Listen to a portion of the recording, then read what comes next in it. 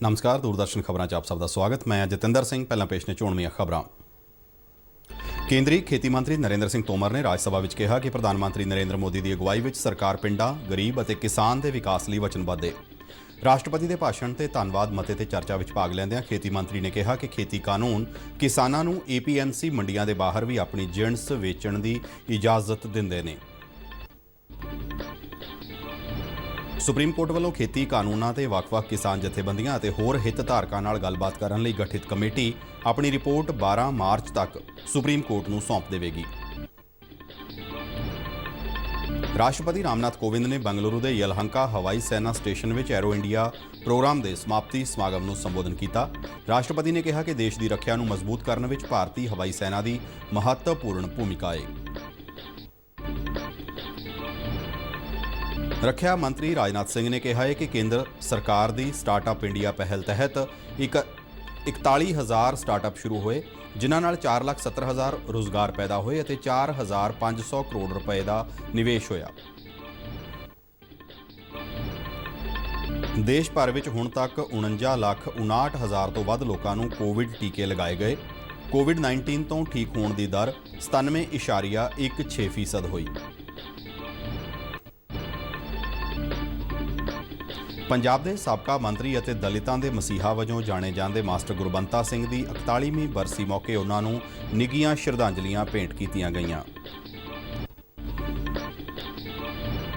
ਲੜੀ ਦੇ ਪਹਿਲੇ ਟੈਸਟ ਮੈਚ ਦੇ ਪਹਿਲੇ ਦਿਨ ਅੱਜ ਇੰਗਲੈਂਡ ਨੇ ਭਾਰਤ ਵਿਰੁੱਧ ਟਾਸ ਜਿੱਤ ਕੇ ਪਹਿਲਾਂ ਬੱਲੇਬਾਜ਼ੀ ਕਰਦਿਆਂ ਖੇਡ ਦੀ ਸਮਾਪਤੀ ਤੱਕ 3 ਖਿਡਾਰੀਆਂ ਪਿੱਛੇ 263 ਦੌੜਾਂ ਬਣਾਈਆਂ। ਤੇ ਹੁਣ ਖਬਰਾਂ ਵਿਸਥਾਰ ਨਾਲ। ਕੇਂਦਰੀ ਖੇਤੀ ਮੰਤਰੀ ਨਰਿੰਦਰ ਸਿੰਘ ਤੋਮਰ ਨੇ ਰਾਜ ਸਭਾ ਵਿੱਚ ਜ਼ੋਰ ਦੇ ਕੇ ਕਿਹਾ ਕਿ ਪ੍ਰਧਾਨ ਮੰਤਰੀ ਨਰਿੰਦਰ ਮੋਦੀ ਦੀ ਅਗਵਾਈ ਵਿੱਚ ਸਰਕਾਰ ਪਿੰਡਾਂ, ਗਰੀਬ ਅਤੇ ਕਿਸਾਨ ਦੇ ਵਿਕਾਸ ਲਈ ਵਚਨਬੱਧ ਹੈ। ਰਾਜ ਸਭਾ ਨੇ ਅੱਜ ਸੰਸਦ ਦੇ ਸਾਂਝੇ ਇਜਲਾਸ ਵਿੱਚ ਰਾਸ਼ਟਰਪਤੀ ਦੇ ਭਾਸ਼ਣ ਤੇ ਧੰਨਵਾਦ ਮਤੇ ਤੇ ਚਰਚਾ ਅੱਗੇ ਸ਼ੁਰੂ ਕੀਤੀ। ਚਰਚਾ ਵਿੱਚ ਭਾਗ ਲੈਂਦਿਆਂ ਨਰਿੰਦਰ ਸਿੰਘ ਤੋਮਰ ਨੇ ਕਿਹਾ ਕਿ ਕਿਸਾਨ ਯੂਨੀਅਨਾਂ ਨਾਲ ਕਈ ਗੇੜਾਂ ਦੀ ਗੱਲਬਾਤ ਦੇ ਬਾਵਜੂਦ ਕਿਸੇ ਵੀ ਯੂਨੀਅਨ ਨੇ ਅਜਿਹਾ ਕੋਈ ਪ੍ਰਬੰਧ ਨਹੀਂ ਦੱਸਿਆ ਜਿਸ ਵਿੱਚ ਕੋਈ ਵਿਵਾਦ ਹੋਵੇ। ਖੇਤੀ ਮੰਤਰੀ ਨੇ ਕਿਹਾ ਕਿ ਖੇਤੀ ਕਾਨੂੰਨ ਕਿਸਾਨਾਂ ਨੂੰ APMC ਮੰਡੀਆਂ ਦੇ ਬਾਹਰ ਵੀ ਆਪਣੀ ਜਿਣਸ ਵੇਚਣ ਦੀ ਇਜਾਜ਼ਤ ਦਿੰਦੇ ਨੇ। ਉਨ੍ਹਾਂ ਕਿਹਾ ਕਿ ਖੁੱਲ੍ਹੇ ਬਾਜ਼ਾਰ ਵਿੱਚ ਕਿਸਾਨਾਂ ਨੂੰ ਮੰਡੀਆਂ ਦੇ ਟੈਕਸਾਂ ਦਾ ਭੁਗਤਾਨ ਕਰਨ ਦੀ ਲੋੜ ਨਹੀਂ ਹੈ। ਖੇਤੀ ਕਾਨੂੰਨਾਂ ਵਿੱਚ ਕੰਟਰੈਕਟ ਫਾਰਮਿੰਗ ਬਾਰੇ ਵਿਰੋਧੀ ਮੈਂਬਰਾਂ ਦੇ ਕਈ ਸਵਾਲਾਂ ਦੇ ਜਵਾਬ ਵਿੱਚ ਖੇਤੀ ਮੰਤਰੀ ਨੇ ਜ਼ੋਰ ਦੇ ਕੇ ਕਿਹਾ ਕਿ ਕਿਸਾਨਾਂ ਦੇ ਹਿੱਤਾਂ ਦੀ ਰੱਖਿਆ ਲਈ ਨਵੇਂ ਕਾਨੂੰਨਾਂ ਦੇ ਪ੍ਰਬੰਧ ਕਿਸਾਨਾਂ ਨੂੰ ਕੰਟਰੈਕਟ ਤੋਂ ਬਾਹਰ ਜਾਣ ਦੀ ਇਜਾਜ਼ਤ ਦਿੰਦੇ ਨੇ। ਨਰਿੰਦਰ ਸਿੰਘ ਤੋਮਰ ਨੇ ਕਿਹਾ ਕਿ ਸਰਕਾਰ ਕਿਸਾਨਾਂ ਦੀ ਆਮਦਨ ਨੂੰ ਦੁੱਗਣਾ ਕਰਨ ਦੇ ਟੀਚੇ ਲਈ ਵਚਨਬੱਧ ਹੈ ਅਤੇ ਨਵੇਂ ਖੇਤੀ ਕਾਨੂੰਨ ਇਸੇ ਟੀਚੇ ਦੀ ਪ੍ਰਾਪਤੀ ਲਈ ਬਣਾਏ ਗਏ ਨੇ। ਖੇਤੀ ਮੰਤਰੀ ਨੇ ਕਿਹਾ ਕਿ ਦੇਸ਼ ਵਿਆਪੀ ਕੋਵਿਡ ਲਾਕਡਾਊਨ ਦੌਰਾਨ ਦੇਸ਼ ਨੇ ਮਿਸਾਲੀ ਅਨੁਸ਼ਾਸਨ ਦਿਖਾਇਆ ਹੈ। ਉਨ੍ਹਾਂ ਕਿਹਾ ਕਿ ਪ੍ਰਧਾਨ ਮੰਤਰੀ ਨਰਿੰਦਰ ਮੋਦੀ ਵੱਲੋਂ ਲਏ ਗਏ ਫੈਸਲੇ ਅਤੇ ਨਾਗਰਿਕਾਂ ਦੀ ਤਰਫੋਂ ਉਨ੍ਹਾਂ ਦਾ ਸਖਤੀ ਨਾਲ ਪਾਲਣ ਕਰਨਾ ਸ਼ਲਾਘਾਯੋਗ ਹੈ, ਜਿਸ ਦੇ ਕਾਰਨ ਕੋਵਿਡ ਰੋਗੀਆਂ ਦੇ ਸਿਹਤਮੰਦ ਹੋਣ ਦੀ ਦਰ ਕਾਫੀ ਚੰਗੀ ਰਹੀ। ਤੋਮਰ ਨੇ ਕਿਹਾ ਕਿ ਦੇਸ਼ ਨੇ PPE ਕਿੱਟ ਬਣਾਉਣ ਦੀ ਆਪਣੀ ਸਮਰੱਥਾ ਵਿੱਚ ਬਹੁਤ ਵੱਡਾ ਬਦਲਾਅ ਦੇਖਿਆ ਅਤੇ ਇਹਨਾਂ ਕਿੱਟਾਂ ਨੂੰ ਹੋਰਨਾਂ ਦੇਸ਼ਾਂ ਨੂੰ ਵੀ ਬਰਾਮਦ ਕਰਨ ਦੀ ਸਮਰੱਥਾ ਵਿਕਸਿਤ ਕੀਤੀ। ਉਨ੍ਹਾਂ ਕਿਹਾ ਕਿ ਭਾਰਤ ਵਿੱਚ ਕੋਵਿਡ ਵਿਰੁੱਧ ਟੀਕਾਕਰਨ ਦੀ ਸ਼ੁਰੂਆਤ ਕੀਤੀ ਗਈ ਹੈ ਅਤੇ ਦੂਸਰੇ ਦੇਸ਼ਾਂ ਨੂੰ ਵੀ ਟੀਕਾਕਰਨ ਵਿੱਚ ਮਦਦ ਕਰਨ ਦੀ ਪਹਿਲ ਹੋਈ ਹੈ। ਖੇਤੀ ਮੰਤਰੀ ਨੇ ਕਿਹਾ ਕਿ ਪ੍ਰਧਾਨ ਮੰਤਰੀ ਨਰਿੰਦਰ ਮੋਦੀ ਨੇ ਹਮੇਸ਼ਾ ਗ੍ਰਾਮ ਪੰਚਾਇਤਾਂ ਨੂੰ ਆਰਥਿਕ ਤੌਰ ਤੇ ਮਜ਼ਬੂਤ ਕਰਨ ਦੀ ਵਕਾਲਤ ਕੀਤੀ ਹੈ। ਉਨ੍ਹਾਂ ਕਿਹਾ ਕਿ ਦੇਸ਼ ਵਿੱਚ ਗ੍ਰਾਮ ਪੰਚਾਇਤਾਂ ਰਾਹੀਂ ਲਗਭਗ 2,80,000 ਕਰੋੜ ਰੁਪਏ ਖਰਚ ਕੀਤੇ ਜਾਣਗੇ ਤਾਂ ਜੋ ਉਨ੍ਹਾਂ ਨੂੰ ਆਰਥਿਕ ਰੂਪ ਵਿੱਚ ਵਿਹਾਰਕ ਅਤੇ ਵਿਕਾਸਮੁਖੀ ਬਣਾਇਆ ਜਾ ਸਕੇ। ਉਨ੍ਹਾਂ ਕਿਹਾ ਕਿ ਸਵਾਮਿਤਵ ਯੋਜਨਾ ਨੂੰ 6 ਸੂਬਿਆਂ ਵਿੱਚ ਸ਼ੁਰੂ ਕੀਤਾ ਗਿਆ ਸੀ ਅਤੇ ਹੁਣ ਸਾਰੇ ਸੂਬਿਆਂ ਵਿੱਚ ਇਸ ਦਾ ਵਿਸਥਾਰ ਕੀਤਾ ਗਿਆ ਹੈ। NDA ਸਰਕਾਰ ਤਹਿਤ ਮਹਾਤਮਾ ਗਾਂਧੀ ਨਰੇਗਾ ਯੋਜਨਾ ਨੂੰ ਫਿਰ ਤੋਂ ਸ਼ੁਰੂ ਕਰਨ ਤੇ ਜ਼ੋਰ ਦਿੰਦਿਆਂ ਤੋਮਰ ਨੇ ਕਿਹਾ ਕਿ UPA ਸ਼ਾਸਨ ਦੇ ਉਲਟ ਸਰਕਾਰ ਨੇ ਯਕੀਨੀ ਬਣਾਇਆ ਹੈ ਕਿ ਮਨਰੇਗਾ ਤਹਿਤ ਕੀਤੇ ਗਏ ਕੰਮ ਦੇਸ਼ ਵਿੱਚ ਵਿਹਾਰਕ ਬੁਨਿਆਦੀ ਢਾਂਚੇ ਵਿਕਸਿਤ ਕਰਨ। ਖੇਤੀ ਮੰਤਰੀ ਨੇ ਕਿਹਾ ਕਿ ਪੇਂਡੂ ਭਾਰਤ ਵਿੱਚ ਸਵੈ ਸਹਾਇਤਾ ਸਮੂਹਾਂ ਨੂੰ ਪਿੰਡਾਂ ਵਿੱਚ ਵਿਕਾਸ ਕਾਰਜਾਂ ਲਈ ਮਜ਼ਬੂਤ ਬਣਾਉਣ ਲਈ ਆਰਥਿਕ ਰੂਪ ਨਾਲ ਸ਼ਕਤੀਸ਼ਾਲੀ ਬਣਾਇਆ ਗਿਆ ਹੈ। ਪ੍ਰਧਾਨ ਮੰਤਰੀ ਆਵਾਸ ਯੋਜਨਾ ਗ੍ਰਾਮੀਣ ਦੀਆਂ ਉਪਲਬਧੀਆਂ ਤੇ ਰੌਸ਼ਨੀ ਪਾਉਂਦਿਆਂ ਨਰਿੰਦਰ ਸਿੰਘ ਤੋਮਰ ਨੇ ਕਿਹਾ ਕਿ ਸਰਕਾਰ ਨੇ ਗ੍ਰਾਮੀਣ ਭਾਰਤ ਵਿੱਚ ਜੀਵਨ ਨੂੰ ਆਸਾਨ ਬਣਾਉਣ ਦੀ ਦਿਸ਼ਾ ਵਿੱਚ ਮਹੱਤਵਪੂਰਨ ਯਤਨ ਕੀਤੇ ਨੇ। ਉਨ੍ਹਾਂ ਦੱਸਿਆ ਕਿ ਪ੍ਰਧਾਨ ਮੰਤਰੀ ਕਿਸਾਨ ਯੋਜਨਾ ਤਹਿਤ ਦੇਸ਼ ਵਿੱਚ ਲਗਭਗ 1,15,000 ਕਰੋੜ ਰੁਪਏ ਸਿੱਧੇ ਕਿਸਾਨਾਂ ਦੇ ਖਾਤਿਆਂ ਵਿੱਚ ਭੇਜੇ ਗਏ ਨੇ। ਉਨ੍ਹਾਂ ਕਿਹਾ ਕਿ ਇਸ ਸਮੇਂ ਦੇਸ਼ ਵਿੱਚ 86% ਛੋਟੇ ਅਤੇ ਬਹੁਤ ਛੋਟੇ ਕਿਸਾਨ ਨੇ। ਤੋਮਰ ਨੇ ਕਿਹਾ ਕਿ ਕੇਂਦਰ ਨੇ 6,000 ਕਰੋੜ ਤੋਂ ਵੱਧ ਦੀ ਵਿੱਤੀ ਸਹਾਇਤਾ ਨਾਲ 10,000 ਨਵੇਂ FPO ਬਣਾਉਣ ਦਾ ਫੈਸਲਾ ਕੀਤਾ ਹੈ।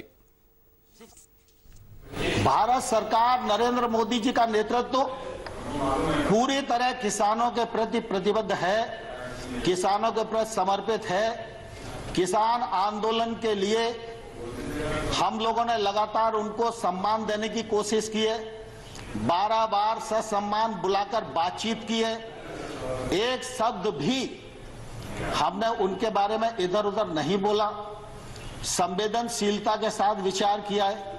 लेकिन हमने ये जरूर कहा है कि आप प्रावधान में कहां गलती है, विनम्रता पूर्वक हमारा ध्यान आकर्षित करिए।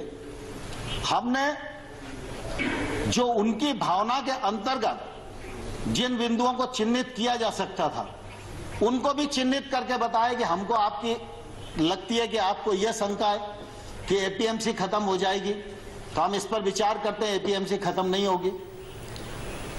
हमने एक के बाद एक उनको प्रस्ताव देने का भी प्रयत्न किया, लेकिन मैंने साथ में यह भी कहा कि अगर हम भारत सरकार किसी भी संशोधन के लिए तैयार है, इसके मायने ये नहीं लगाना चाहिए कि किसान कानून में कोई गलती है।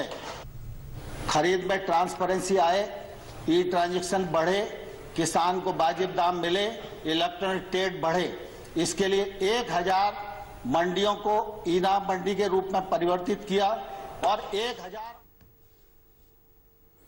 ਰਾਜ ਸਭਾ ਵਿੱਚ ਰਾਸ਼ਟਰਪਤੀ ਦੇ ਧੰਨਵਾਦ ਮਤੇ ਤੇ ਬਹਿਸ ਵਿੱਚ ਹਿੱਸਾ ਲੈਂਦਿਆਂ ਬੀਜੇਪੀ ਮੈਂਬਰ ਡਾਕਟਰ ਵਿਨੈ ਸਹਸਤਰਬੁੱਧੇ ਨੇ ਕਿਹਾ ਕਿ ਦੇਸ਼ ਦੇ ਲੋਕ ਮੌਜੂਦਾ ਸਰਕਾਰ ਦੇ ਕੰਮਕਾਰਾਂ ਨਾਲ ਲੋਕਤੰਤਰ ਨੂੰ ਨੇੜਿਓਂ ਮਹਿਸੂਸ ਕਰ ਰਹੇ ਨੇ। ਸਰਕਾਰ ਅਤੇ ਕਿਸਾਨ ਸੰਗਠਨਾਂ ਵਿਚਾਲੇ ਕਈ ਦੌਰ ਦੀ ਹੋਈ ਗੱਲਬਾਤ ਦਾ ਜ਼ਿਕਰ ਕਰਦਿਆਂ ਉਹਨਾਂ ਕਿਹਾ ਕਿ ਸਰਕਾਰ ਹੁਣ ਵੀ ਇਸ ਮਸਲੇ ਨਾਲ ਜੁੜੇ ਖਦਸ਼ਿਆਂ ਨੂੰ ਜੜ ਤੋਂ ਖਤਮ ਕਰਨ ਲਈ ਖੇਤੀ ਕਾਨੂੰਨਾਂ ਦੇ ਮੁੱਦੇ ਤੇ ਕਿਸਾਨਾਂ ਨਾਲ ਖੁੱਲ੍ਹੇ ਮਨ ਨਾਲ ਚਰਚਾ ਕਰਨ ਲਈ ਤਿਆਰ ਹੈ।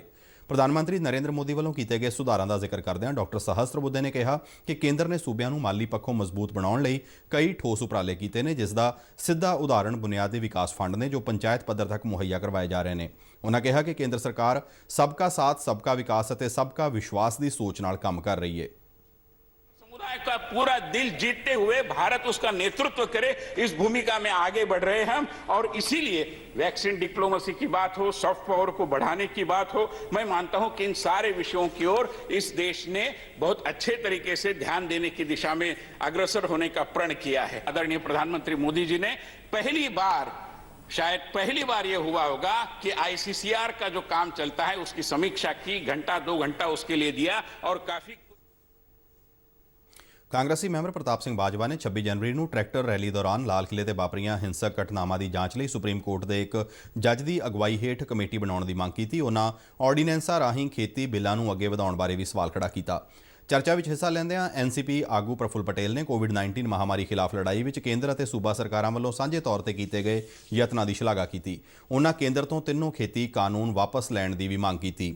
ਬਹੁਜਨ ਸਮਾਜ ਪਾਰਟੀ ਦੇ ਸਤੀਸ਼ ਚੰਦਰ ਮਿਸ਼ਰਾ ਨੇ ਪ੍ਰਸਤਾਵ ਦਿੱਤਾ ਕਿ ਕੇਂਦਰ ਸਰਕਾਰ ਨੂੰ 3 ਸਾਲਾਂ ਦੇ ਅਰਸੇ ਲਈ ਖੇਤੀ ਕਾਨੂੰਨਾਂ ਨੂੰ ਲਾਗੂ ਕਰਨਾ ਚਾਹੀਦਾ ਹੈ। ਉਹਨਾਂ ਸਰਕਾਰ ਤੇ ਕਿਸਾਨਾਂ ਵਿਚਾਲੇ ਚੱਲ ਰਹੇ ਅੜਿੱਕੇ ਦੇ ਹੱਲ ਲਈ ਵਿਆਪਕ ਚਰਚਾ ਦਾ ਰਾਹ ਅਪਣਾਉਣ ਦੀ ਸਲਾਹ ਦਿੱਤੀ। ਮਿਸ਼ਰਾ ਨੇ ਗਣਤੰਤਰ ਦਿਵਸ ਮੌਕੇ ਲਾਲ ਕਿਲ੍ਹੇ ਤੇ ਵਾਪਰੀ ਹਿੰਸਾ ਤੇ ਵੀ ਚਿੰਤਾ ਜਤਾਈ। ਸੁਪਰੀਮ ਕੋਰਟ ਵੱਲੋਂ ਖੇਤੀ ਕਾਨੂੰਨਾਂ ਤੇ ਵੱਖ-ਵੱਖ ਕਿਸਾਨ ਜਥੇਬੰਦੀਆਂ ਅਤੇ ਹੋਰ ਹਿੱਤ ਧਾਰਕਾਂ ਨਾਲ ਗੱਲਬਾਤ ਕਰਨ ਲਈ ਗਠਿਤ ਕਮੇਟੀ ਆਪਣੀ ਰਿਪੋਰਟ 12 ਮਾਰਚ ਤੱਕ ਸੁਪਰੀਮ ਕੋਰਟ ਨੂੰ ਸੌਂਪ ਦੇਵੇਗੀ। ਕਮੇਟੀ ਦੇ ਮੁੱਖ ਮੈਂਬਰ ਅਨਿਲ ਕਨਵਟ ਨੇ ਦੱਸਿਆ ਕਿ ਕਮੇਟੀ ਨੇ ਹੁਣ ਤੱਕ 9 ਸੂਬਿਆਂ ਦੀਆਂ 32 ਜਥੇਬੰਦੀਆਂ ਨਾਲ ਖੇਤੀ ਕਾਨੂੰਨਾਂ ਅਤੇ ਕਿਸਾਨੀ ਦੇ ਹੋਰ ਮੁੱਦਿਆਂ ਤੇ ਗੱਲਬਾਤ ਕੀਤੀ ਹੈ। ਉਹਨਾਂ ਕਿਹਾ ਕਿ ਕਮੇਟੀ ਸੁਤੰਤਰ ਅਤੇ ਗੈਰ ਪੱਖਪਾਤੀ ਢੰਗ ਨਾਲ ਆਪਣਾ ਕੰਮ ਕਰ ਰਹੀ ਹੈ। ਰਾਸ਼ਟਰਪਤੀ ਰਾਮਨਾਥ ਕੋਵਿੰਦ ਨੇ ਕਿਹਾ ਹੈ ਕਿ ਦੇਸ਼ ਦੀ ਰੱਖਿਆ ਨੂੰ ਮਜ਼ਬੂਤ ਕਰਨ ਵਿੱਚ ਭਾਰਤੀ ਹਵਾਈ ਸੈਨਾ ਦੀ ਮਹੱਤਵਪੂਰਨ ਭੂਮਿਕਾ ਹੈ। ਅੱਜ ਬੰਗਲੁਰੂ ਦੇ ਯਲਹੰਕਾ ਹਵਾਈ ਸੈਨਾ ਸਟੇਸ਼ਨ ਵਿੱਚ ਐਰੋ ਇੰਡੀਆ ਪ੍ਰੋਗਰਾਮ ਦੇ ਸਮਾਪਤੀ ਸਮਾਗਮ ਨੂੰ ਸੰਬੋਧਨ ਕਰਦਿਆਂ ਉਹਨਾਂ ਕਿਹਾ ਕਿ ਹਿੰਦ ਮਹਾਸਾਗਰ ਦੇਸ਼ਾਂ ਵਿਚਾਲੇ ਸਹਿਯੋਗ ਬਹੁਤ ਮਹੱਤਵਪੂਰਨ ਹੈ। ਉਹਨਾਂ ਕਿਹਾ ਕਿ ਹਿੰਦ ਮਹਾਸਾਗਰ ਖੇਤਰ ਦੇ 28 ਮੁਲਕਾਂ ਨੇ 13ਵੇਂ ਐਰੋ ਇੰਡੀਆ ਪ੍ਰੋਗਰਾਮ ਵਿੱਚ ਸ਼ਿਰਕਤ ਕੀਤੀ। ਰਾਸ਼ਟਰਪਤੀ ਨੇ ਕਿਹਾ ਕਿ ਸਾਗਰ ਮਿਸ਼ਨ ਤਹਿਤ ਭਾਰਤ ਨੇ ਹਿੰਦ ਮਹਾਸਾਗਰ ਖੇਤਰ ਦੇ ਦੇਸ਼ਾਂ ਦੀ ਸਹਾਇਤਾ ਕੀਤੀ।